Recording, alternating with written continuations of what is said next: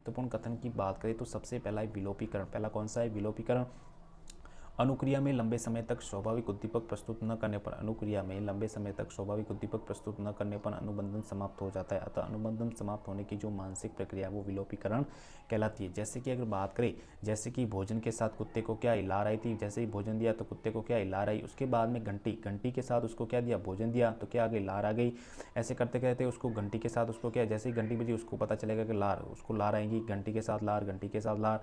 लेकिन एक समय ऐसा आएगा उसको घंटी के साथ लार नहीं आएगी, मतलब विलोपीकरण हो जाएंगे, ठीक है ना। घंटी के साथ लार नहीं, उसको समझ में आ जाएगा कि अभी ये मेरे को खाना नहीं देने वाला है, ठीक है, तो ये घंटी के साथ लार नहीं आएगी, ये याद रखें। दूसरा है उद्दीपक साम्यीकरण या सामान्यीकरण की बात करें। दूसरा है उद्दीपक साम्यीकरण या सामान्यीकरण का मतलब क्या होता है कि मिलती जुलती परिस्थितियों में अनुक्रिया का प्रारंभ होना। मिलती जुलती परिस्थितियों में अनुक्रिया का प्रारंभ होना उद्दीपक सामान्यीकरण कहलाता है। जैसे कि सांप देखने के बाद रस्सी से भी डर जाए। जैसे ही सांप देखा, अब सांप देखने के बाद किसी भी हम रस्सी को देख लेते तो उसको भी हम क्या समझ लेते? सांप समझ लेते। ये कौन सी प्रक्रिया? उद्दीपक साम्यीकरण या सामान्यीकरण।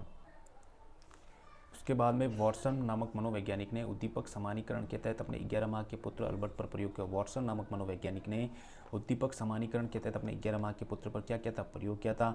समय कारक की बात करें तो पावलोव के अनुसार दो उद्दीपकों के मध्य, पावलोव ने बताया कि दो उद्दीपकों के मध्य अनुबंधन करवाने के लिए अधिकतम 5 सेकंड का अंतराल होना चाहिए। अधिकतम 5 सेकंड का अंतराल होना चाहिए, अन्यथा अनुबंधन नहीं हो सकता। उद्दीपक विभेदीकरण की बात करें तो दो उद्दीपक में समानता और असमानता का पता लगाना, दो उद्दीपक में समानता और असमानता का पता लगाना उद्दीपक विभेदीकरण कहलाता है। जैसे कि रस्सी से डरना बंद हो जाना, रस्सी से डरना बंद हो जाना, ये कौन सी प्रक्रिया? उद्दीपक विभेदीकरण।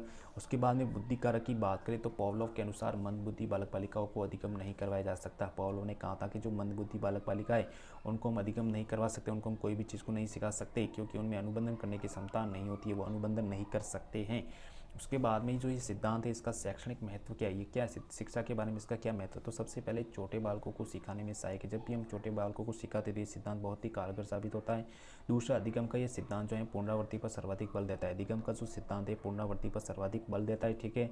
बालकों को चित्रों के माध्यम से अक्षर व भाषाई ज्ञान सिखाने में सहायक माना जाता है। बालकों को चित्रों के माध्यम से या अक्षर व भाषाई सिखाने में ये भी सहायक माना जाता है। बालक बालिकाओं में अच्छी आदतों का निर्माण कर बुरी आदतों को छुड़ाने में सहायक है। बालक बालिकाओं में अच्छी आदतों का निर्माण करना और बुरी आदतों को छुड़ाने में यह सिद्धांत बहुत ही महत्वपूर्ण है। जानवरों को प्रशिक्षण प्रदान करने में भी सहायक माना जाता है। जानवरों को प्रशिक्षण देना ये भी सिद्धांत बहुत ही सहायक है। शिक्षण में दृश्य श्रव्य सामग्री का प्रयोग करना, शिक्षण में दृश्य श्रव्य सामग्री का क्या करना? प्रयोग करना। अधिगम के इसी सिद्धांत पर आधारित है। उसके बाद में अधिगम का जो ये सिद्धांत है बालकों को यांत्रिक तरीके से सिखाने का क्या करता है? समर्थन करता है। अधिगम का ये सिद्धांत जो है बालकों को यांत्रिक तरीके से सिखाने का समर्थन करता है। तो ये हमारा टॉपिक पढ़ा हमने अनुकूलित अनुक्रिया का सिद्धांत, जो कि पावलोव के द्वारा दिया गया, कुत्ते की लार ग्रंथि पर ही प्रयोग किया था। अगर आपको वीडियो अच्छा लगा हो तो चैनल को सब्सक्राइब करना, लाइक करना, कमेंट करना। Thank you.